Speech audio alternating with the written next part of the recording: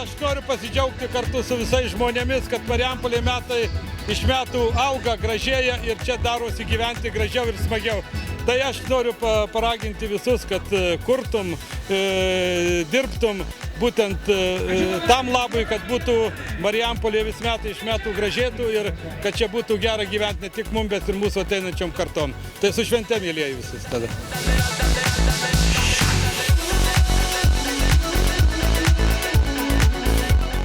Sveikinu Marijampolę. Būk ir toliau, tokia graži. Džiaugiuosi, kad Marijampolės kultūrinis gyvenimas sparčiai vystosi. Visiškai nesigailiu, kad iš Kauno persikraučiau gyventi atgal į Marijampolę ir linkiu miestui toliau sėkmingai augti.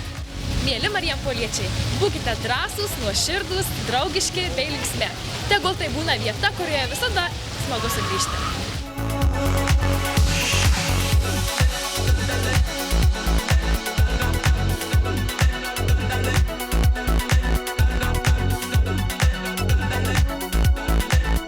Sveikinu Marijampolę su šia nuostabia švente, linkiu, jog ji toliau taip augtų ir žydėtų ir visuomet čia būtų gera sugrįžti. Džiaugiuosi šią puikia švente, linkiu marijampoliečiams daug puikių akimirkų, daug pozityvų ir svarbiausiai išlikti visada tokiems patiems šauniems. Aš visada buvau, esu ir būsiu čia.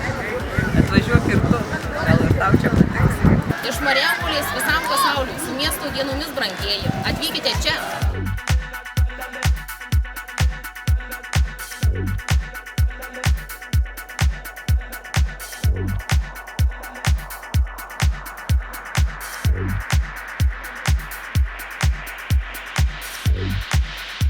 Nors ne jubiliejus, bet...